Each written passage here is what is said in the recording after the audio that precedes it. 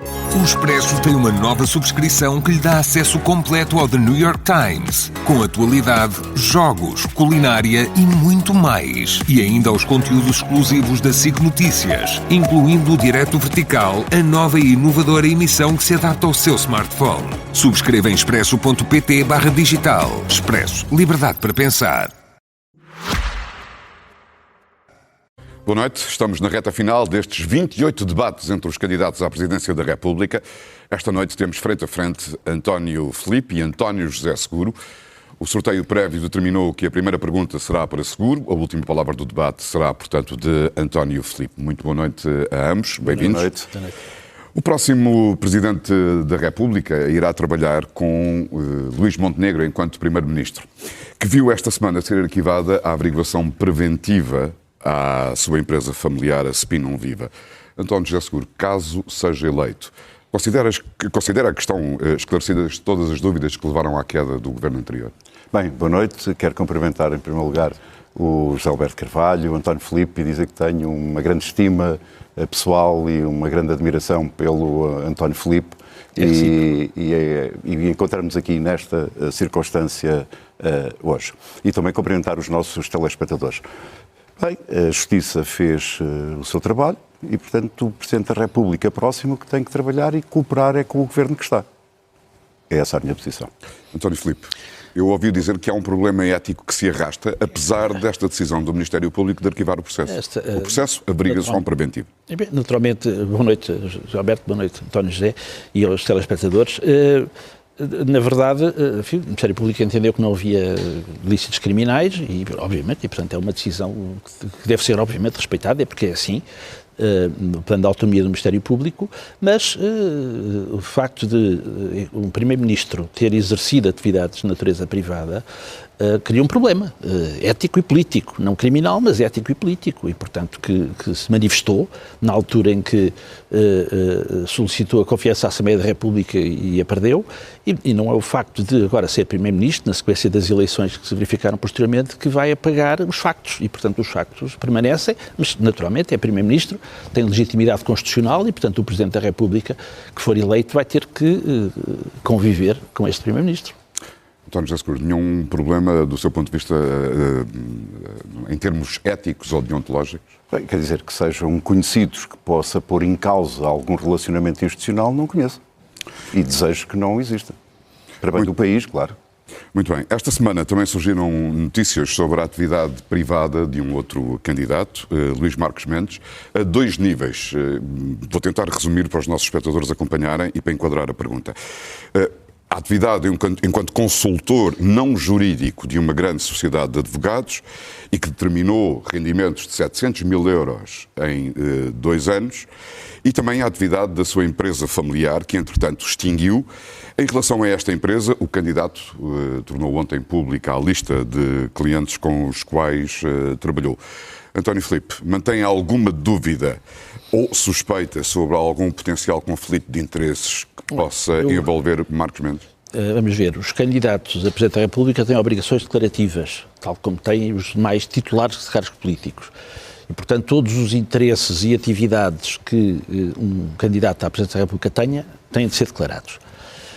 E os eleitores decidirão, enfim, em função daquilo que é conhecido. Obviamente que se houver outras situações não declaradas, bom, isso aí temos outro problema, mas pronto, agora o que vai acontecer é, o candidato apresentou a sua declaração, porque ela consta do processo de candidatura, há acessibilidade relativamente aos dados que constam dessas declarações e, portanto, há um escrutínio público que é legítimo que se faça e que se avalie, os eleitores avaliarão relativamente aos interesses de cada um candidato. Olha, eu tenho aqui a minha lista de clientes. A minha lista de clientes está aqui nesta folha, não é nenhum. Não que eu não saiba fazer nada, porque fui deputado com muita honra, fui professor universitário durante 20 anos, mas de facto não tenho clientes e nesse aspecto está aqui a minha lista. Agora, é evidente que há um dever declarativo e há um direito de escrutínio do país relativamente à situação financeira e aos interesses que cada candidato defende. António José Seguro, gostava de ouvir sobre a mesma questão. É muito simples. A primeira afirmação coincide com o que o António Filipe disse. Todos nós, como candidatos, é a única situação em que não é depois de eleito são mesmo os candidatos, temos que submeter como condição absolutamente necessária para sermos admitidos como candidatos pelo Tribunal Constitucional, temos que submeter no portal da transparência uma declaração com os interesses, o património, as incompatibilidades, os rendimentos e, portanto, apresentamos. Mas sempre que se justifique somar mais esclarecimento àquilo que a lei exige, eu estou disponível para o fazer e, portanto, farei muito brevemente também uma entrega das minhas de clientes que tive. Porquê? Porque eu sou também professor universitário, ainda estou como professor universitário e, como é sabido, em 2014 deixei de ter qualquer atividade política e tive que ir à minha vida, tive que ir trabalhar como professor e criei as minhas microempresas, que tenho empresas, e, portanto, quero que fique também tudo claro e, portanto, divulgarei os 4 ou 5 clientes para quem trabalhei. Claro que é impossível divulgar as centenas, porque a minha empresa vende, desculpa a expressão, vinho e azeite, entre outras coisas, mas quero que fique tudo muito claro para que os portugueses possam fazer esse escrutínio. Irá divulgar isso este fim de semana? Tinha dito ontem que iria fazer. Sim, mas está a ser feito porque, como sabe, quando há clientes, nós temos que pedir a autorização deles, não é? Quer dizer, porque os clientes apresentam-se para nós trabalharmos e cooperarmos com eles e, portanto, é necessário ter a sua autorização, mas se não for amanhã, será na segunda-feira, mas eu julgo que amanhã há condições para ser divulgado. O que é importante é que haja essa transparência total. Mas quero dizer uma coisa. A relação comercial que estabelece com alguém que compra os produtos que comercializa é diferente, claro, de uma atividade que seja de consultoria. Claro. Mas quer estabelecer essa diferença? Quero fazer essa diferença e também acrescentarei ainda mais informação. Mas quero dizer com muita clareza, enfim, há pouco estive a ver os dados de faturação do ano de 2024, portanto, o ano anterior, e a parte correspondente a essa área da consultoria e gestão operacional de negócios corresponde a 12% do total da faturação. Portanto, o grosso da faturação é precisamente o comércio de produtos e já agora, para total esclarecimento dos portugueses, de alojamento para turistas. Exatamente. Muito bem. As sondagens colocam à frente, nesta altura, um candidato de direita e outro de centro-direita. António Filipe, o que é que aconteceu ao eleitorado de esquerda?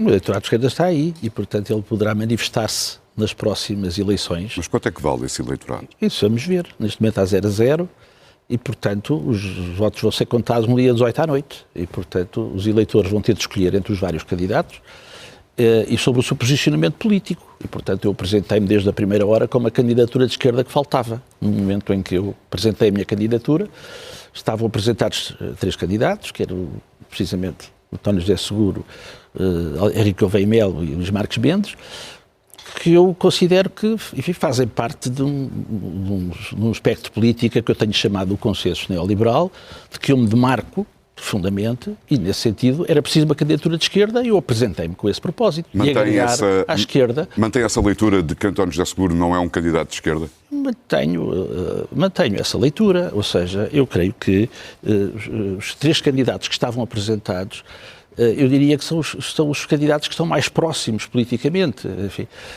António José Seguro, Gouveia Melo, e aliás procuram, porque de facto são pessoas que tiveram responsabilidades políticas, no caso de António José Seguro e de Luís Marques Mendes, como líderes partidários, e que têm, e Henrique Gouveia Melo procura disputar o eleitorado que está precisamente entre esses 2 partidos, entre o PS e o PSD, e de facto foram responsáveis basicamente pelas políticas públicas das últimas décadas e conduziram o país a uma situação com a qual eu não me identifico, de que há uma grande subordinação do poder político ao poder económico, em que não contesto as privatizações que foram efetuadas e que têm lesado muito o património público e que têm colocado as alavancas fundamentais da nossa economia nas mãos estrangeiras, que são responsáveis por um país de baixos salários e com os direitos dos trabalhadores profundamente fragilizados, já pelo atual Código do Trabalho, enfim, pior ainda, se o pacote laboral for por diante.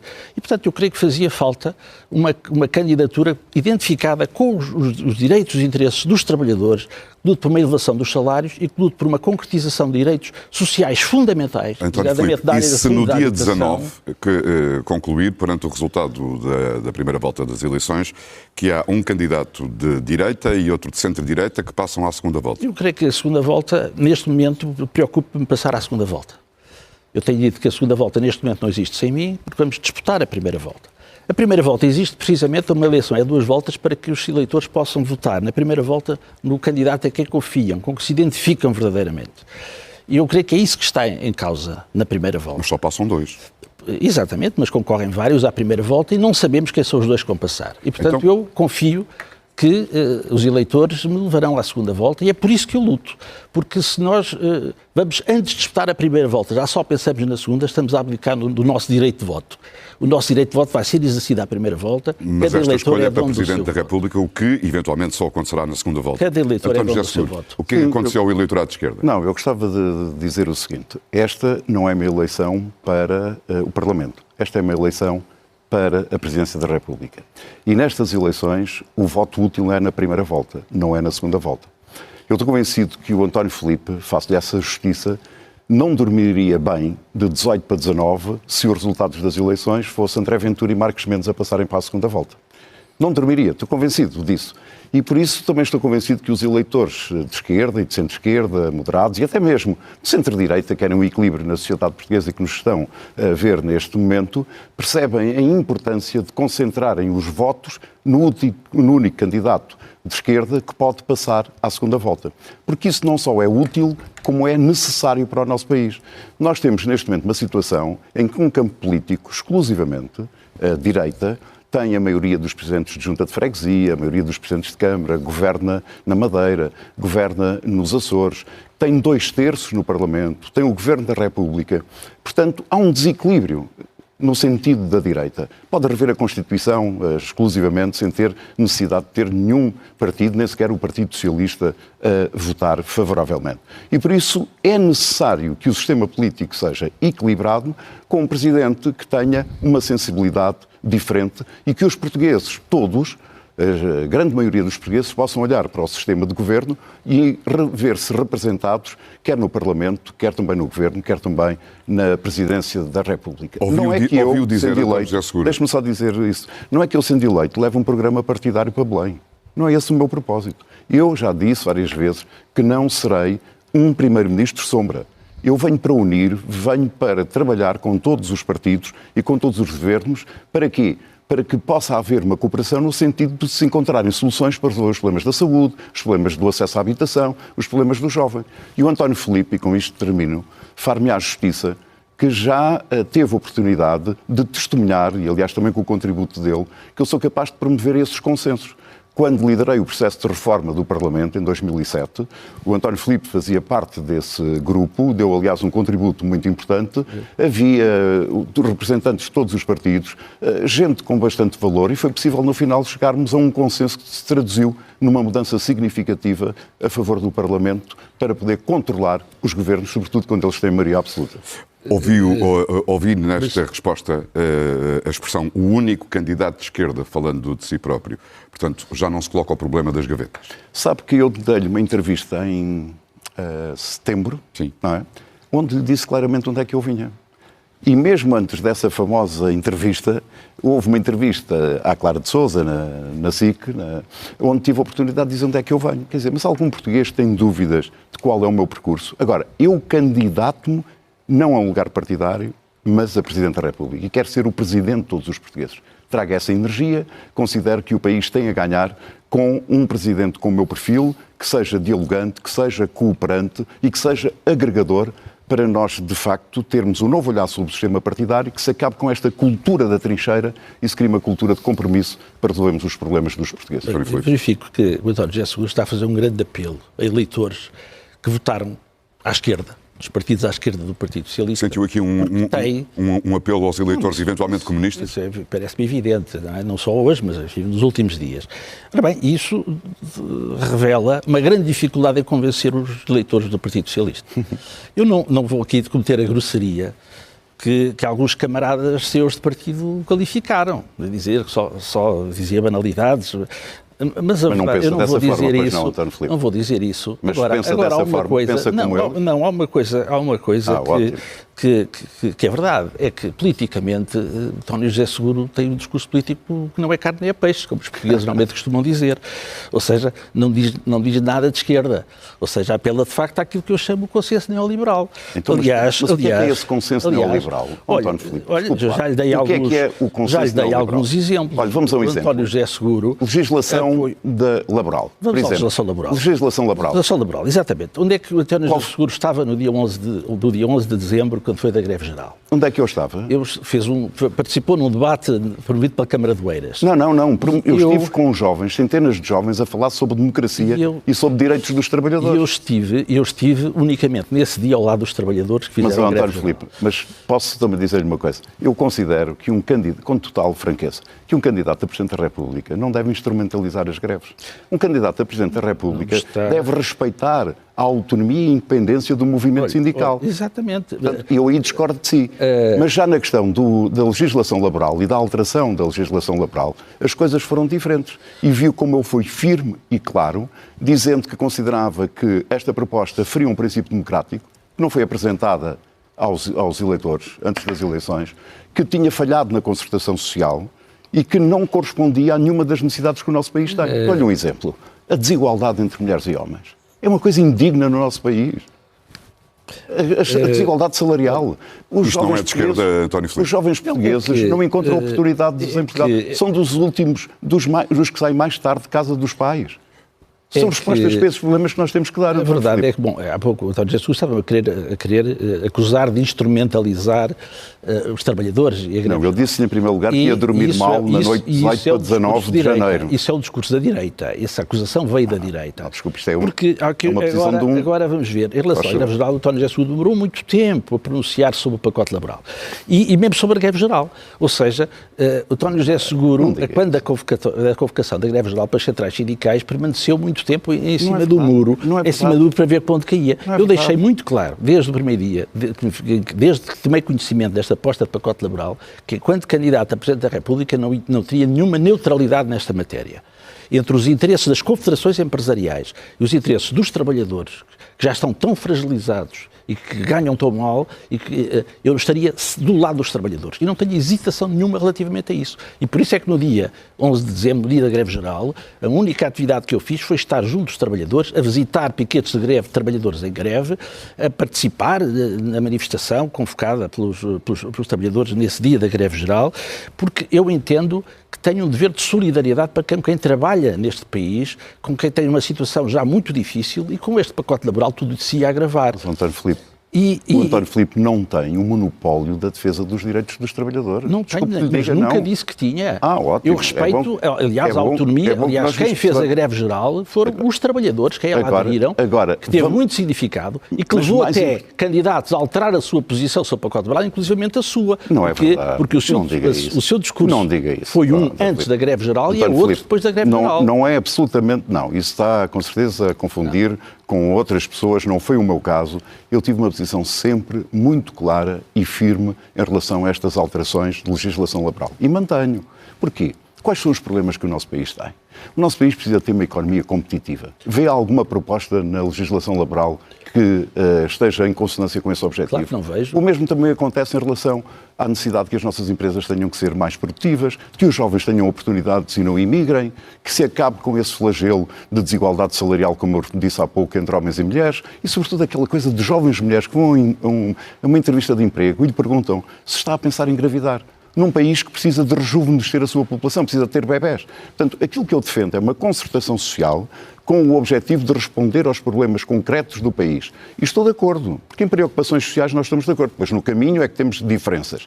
O António Filipe defende um papel mais ativo, mais presente e omnipresente do Estado, e eu acho que isso é uma ilusão ideológica sem qualquer sentido. Mas esse é o problema. Tem mais alguma questão sobre o consenso neoliberal em que inclui António José Seguro? É que o António José Seguro lamenta as consequências, mas absolve as causas. Ou seja, a situação é que os trabalhadores estão hoje, e tudo aquilo que refere é tudo exatamente verdade, mas porquê é que chegámos aqui?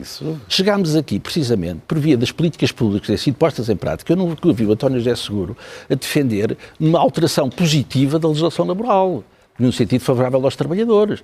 Aliás, nunca o vi, quando houve sucessivas alterações da legislação laboral, que já vêm desde o Código de Bagão-Félix, sempre no sentido desfavorável aos trabalhadores, eu nunca o vi, mesmo quando estava mais no ativo, enquanto líder do PS, nunca o vi contestar as alterações ou defender alterações de sentido positivo relativamente aos direitos dos trabalhadores. Não é verdade. Aliás, quando começou o período da Troika, todos nos lembramos das posições de António José Seguro, muito coincidentes, aliás, com as posições do próprio Pedro Passos Coelho. Não é verdade. Aliás, isso é um mito urbano. Não é um mito urbano. É um mito urbano. Não diga diga isso. A sua abstenção violenta no orçamento para 2012 não foi um mito urbano, foi uma realidade. Mas sabe uma coisa?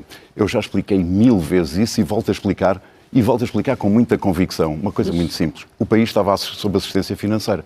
Mas também me reconhece que foi graças a mim que não houve revisão constitucional para se impor um limite à dívida e ao déficit. E teríamos tido dificuldades, desse ponto de vista, para gastar mais dinheiro quando houve a pandemia. Mas inteiramente ao lado do tratado orçamental. E sabe de onde é que eu estive? Sabe de onde é que eu estive? Sim, mas aí temos uma diferença. Esteve com Pedro Passos Coelho. Não é verdade. Quando está a descida do IRC para as maiores empresas. Não me cole onde eu não sou colável. Sabe que, por exemplo, quando o Pedro Passos Coelho fez a proposta de alteração da TSU, de que lado é que eu tive? Estive do lado certo. Como estou sempre do lado certo. E estou sempre do lado da responsabilidade, sabe? Essa foi... António Filipe, eu estou sempre do lado da responsabilidade. Foi condenada praticamente por toda a gente. Não me obrigo, está bem? Mas foi dos primeiros a fazer. Agora, entre nós há uma convergência quanto às preocupações sociais, ao combate às desigualdades sociais. Eu não tenho dúvidas absolutamente nenhuma. Temos caminhos completamente diferentes. Deixa-me fazer aqui uma pergunta. E também temos em relação à Europa. António José Seguro, já lá iremos. Mas também temos em relação à Europa. Por isso o tratado orçamental era importante, podemos discuti-lo. Pois temos. A questão desse período crítico da vida do país, quando foi feito o pedido de ajuda externa e a Troika teve de intervir, e em que o país perdeu uma grande parte da sua soberania, da sua capacidade de tomar decisões autónomas, sem a imposição de estranhos ou terceiros, nessa altura assumiram posições enquanto agentes políticos distintas. O António José Seguro, como acabou de lembrar aqui, endossou algumas decisões de Pedro Passos Coelho, dizendo que o fez em nome de Portugal. Mas isso não é verdade. Estou a enquadrar. Não, eu já ouvi dizer que foi em nome de Portugal. Havia um memorando, sim, em nome de Portugal. E o António Filipe fez parte dos partidos que subscreveram o compromisso escrito perante o então Presidente da República, na altura, Cavaco Silva, que daria origem à geringonça. A minha pergunta, António José Seguro, é muito simples. A geringonça foi boa ou má? Vamos lá ver, toda a gente... Eu não estou aqui para fazer comentários sobre o passado, que é uma coisa que se querem transformar muito esta campanha eleitoral. Eu sou candidato a Presidente da República para o futuro. Toda a gente faz avaliações desse ponto de vista, umas coisas positivas, outras coisas negativas. Agora, como solução para o país naquele momento, houve consequências que se traduziram em ganhos nos direitos dos trabalhadores, em distribuição de rendimentos, e, portanto, isso são coisas positivas, sobretudo num país onde as pensões são baixas e os salários também. Olha, o salário mínimo, o esforço que foi feito em matéria de salário mínimo. Foi globalmente positivo. José Alberto, eu já lhe disse que eu sou candidato a Presidente da República aos próximos anos, não sou para os anteriores. Mas nós não começamos num momento zero nada, nem sequer os temas que nos trazem aqui. Mas eu já lhe disse coisas positivas que foram feitas nesse período. A verdade é que não podemos contar com António José Seguro para combater a Troika. Porque, sabe que eu saí em 2014, eu não fiquei ali num lugarzinho do Parlamento. Aliás, eu fui à minha vida. Exato, mas não saiu por vontade própria, saiu porque... Não, saiu por vontade própria. Eu perdi uma eleição. Saiu porque foi afastado do líder do Partido Socialista. Não é verdade. Eu perdi uma eleição. Desculpa, António Filipe, eu perdi uma eleição. Podia ter continuado no Parlamento. A decisão de sair da vida política foi minha. Muito bem, mas foi motivada pelo facto objetivo, isto não é nenhuma acusação, um facto objetivo, perdeu a eleição do líder do Partido Socialista, foi afastado de líder do Partido Socialista e depois retirou-se de uma vida política mais visível ou ativa e regressou agora quando percebeu que tinha a oportunidade de se candidatar a Presidente da República. Mas durante aquele período em que foi necessário combater a Troika, entre 2012 e 2014, ninguém soube do que é que pensava. Não é verdade. E depois, durante vários anos, também não ouvimos pronunciar-se não é verdade, sobre o que se passou na vida política portuguesa. Há pouco, por exemplo, falou da abstenção violenta, faltou-lhe a outra parte construtiva. Eu sempre apresentei um caminho alternativo para a consolidação das contas públicas no nosso país, que não era pelo lado dos cortes, mas era pelo lado do crescimento económico e da receita, e que devia haver uma consolidação equilibrada, porque isso se traduziria em menos sofrimento. Sabe qual é a nossa diferença? É que para o António Filipe é muito fácil estar sempre do lado do protesto. Eu não tomo essa opção. Não é verdade. E sobretudo quando está em causa o interesse nacional, a defesa do povo português, tenho uma atitude, eu diria, António Filipe, patriótica e de esquerda. Mas acha que eu entre 2015 e 2019 estive do lado do protesto? Não, mas... Ou estive do lado da construção, ou participei muito ativamente para que fossem revertidas muitas medidas postas em prática pelo governo da Troika, PS e CDS, e que o senhor nunca contestou. Não é verdade. Porque o seu consenso, o seu conceito de estabilidade foi sempre no sentido da convergência PS-PSD, ou seja, da convergência destas políticas que, aliás, não resolveram os problemas nacionais e que causam hoje uma situação social de grande descontentamento. E acho que é muito legítimo que os portugueses queiram nestas eleições presidenciais algo de diferente. Mas, António Filipe, e eu já dei provas, de facto, isso? de ter estado do lado das soluções, e não apenas do lado do protesto. António Filipe, como é que explica isso quando no Parlamento o Partido Comunista Português, mas eu agora digo, para votar o orçamento de 2021, sabendo que do seu voto dependia a continuidade ou não de um governo no Partido Socialista, votou contra o orçamento, obrigando à dissolução do Parlamento. Mas agora é o António José Seguro que está a querer falar do passado. Não, quer apenas confrontá-lo. É que isso aconteceu por uma razão muito simples, é que o Partido Socialista cortou as pontes à sua esquerda e preferiu que fossem convocadas eleições, porque o Presidente da República tinha feito uma chantagem a dizer que se o orçamento fosse rejeitado, convocava eleições, e houve uma operação de vitimização que levou o Partido Socialista a maioria. Os senhores falharam nesse ponto de vista. Mas eu quero só clarificar uma coisa. Não vale a pena discutir isso agora. Deixem-me ficar aqui ainda nesse governo da Geringonça. É que o candidato Enes Guzzo estava nessa altura, porque ninguém ouviu uma palavra sobre coisa nenhuma. Mas, António Filipe, eu não estava na vida política ativa. Eu estava, como milhões de portugueses, a trabalhar para ter rendimentos, para cuidar dos meus filhos e para ajudar a minha família. E, meus senhores, deixem-me ficar a construir o país quando se está com... Deixem-me recordar aqui... Só voltou a existir quando achou que podia ser candidato a Presidente da República e então... Não, está enganado. Então, deixem-me voltar. Deixem-me ficar aqui ainda neste momento... Eu decidi vir para o espaço público e aceitei um convite desta casa para ser comentador quando senti que a nossa democracia está com uma espessura muito fina. A sociedade está a deslaçar. O facto de haver eleições presidenciais foi mera coincidência. E o Estado estará a abrir fendas. Mas agora também lhe devo dizer uma coisa. E se tivesse sido da forma como o António Filipe está a dizer? Não foi, mas se tivesse sido. Sua. Não tinha esse direito? Opção sua. Não tinha esse direito? Com certeza, mas isso é completamente... É óbvio que sim. Ótimo. Esse governo da chamada Geringonça foi, na verdade, apesar de tudo, o último governo que cumpriu uma legislatura completa. A partir daí passámos a ter ciclos políticos mais curtos, intermitentes, instáveis, com eleições consecutivas que não agradam aos portugueses. Parece-lhe, António Filipe, provável que algum partido volte a ter maioria absoluta e governe sem negociar, ou, pelo contrário, esta instabilidade que decorre desde logo da fragmentação do espectro partidário irá dominar daqui em diante? Não, sabe que eu nunca fui dada a futurologia. Agora, acho que há uma grande incerteza na vida política nacional e por isso é que eu acho que é importante que os portugueses possam sentir que têm um Presidente da República que está do seu lado. E que para quem a estabilidade, acima de tudo, seja a estabilidade na vida de cada um, a estabilidade que faz com que o dinheiro das famílias possa chegar ao fim do mês, que os jovens possam ter acesso à habitação, que os trabalhadores tenham a sua situação melhorada, que as pessoas tenham mais acesso à saúde e... Quando estão em causa eleições presidenciais, é importante que as pessoas confiem no Presidente da República e que digam: este Presidente está do meu lado, foi por isso que o elegi, valeu a pena trabalhar para a sua eleição. Porque é isso que é a expectativa que está aqui agora. Ou continuamos como estamos, com estas políticas públicas, com esta governação, com esta situação de subordinação do poder político ao poder económico, ou elegemos o Presidente da República que não se identifique com este estado de coisas e que seja um fator de mudança na vida política nacional, de acordo com as competências que a Constituição lhe dá.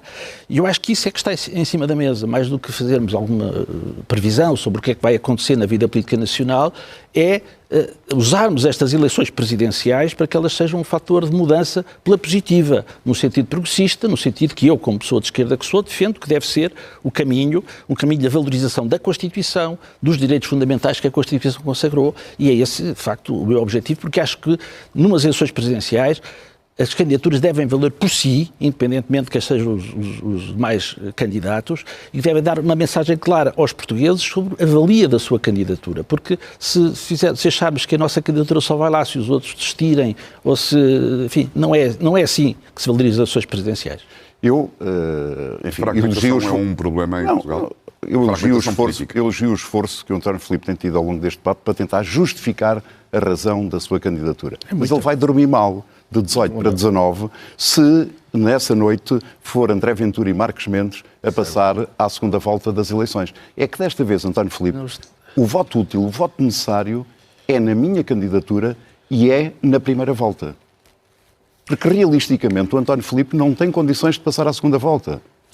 Não tem. E, portanto, os eleitores que querem que alguém da esquerda moderada, esteja na segunda volta, votará em mim. Caso contrário, António Filipe, com todo o respeito e com toda a simpatia, porque a sua candidatura é uma candidatura simpática, o voto em si ou no outro candidato da esquerda à minha esquerda é meio voto na direita. Não. Sabe que os portugueses costumam dizer, ter aquela ideia dos ovos e dos cestos, que não devem meter os ovos todos no mesmo cesto.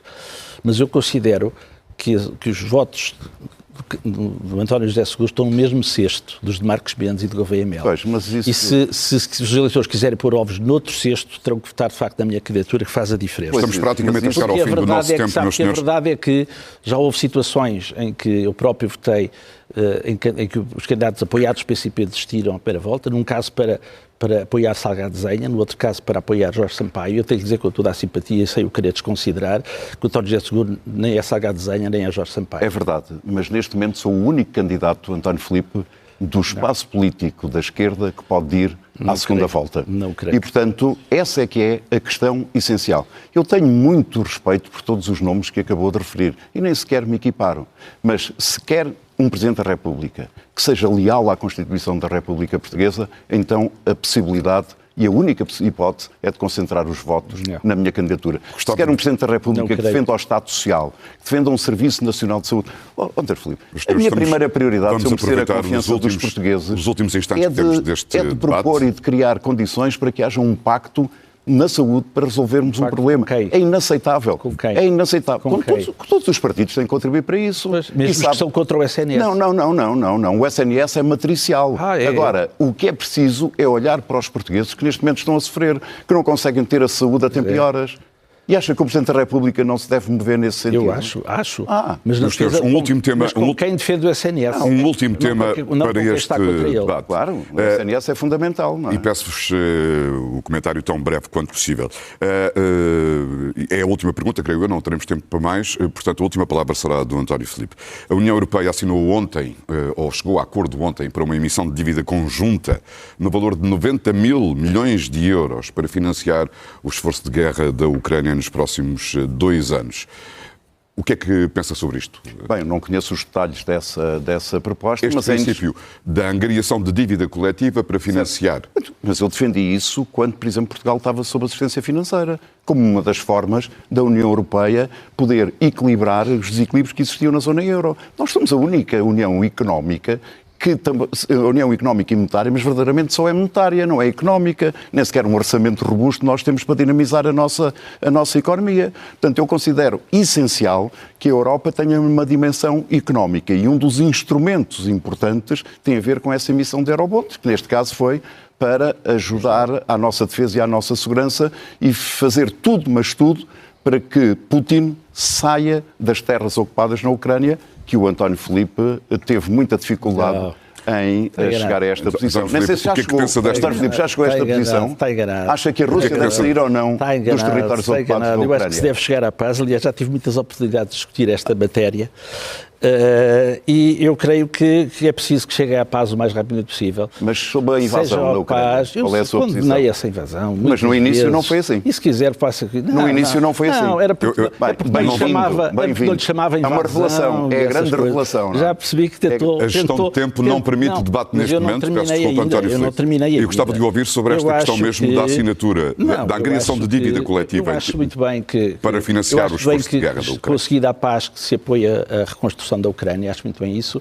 Eu conheço esta decisão do Conselho Europeu e acho que ela, mais uma iniciativa à guerra e é um mau caminho que vai seguir. E tenho pena, a nossa defesa, porque eu creio que devemos cuidar muito bem da nossa defesa, devemos fazer os investimentos necessários de acordo com o interesse nacional e acho que o interesse nacional e acho que a atitude do próximo Presidente da República deve ser ter uma voz ativa na defesa da paz, na Ucrânia, na Palestina, na América Latina, onde quer que seja, porque é isso que determina a nossa Constituição.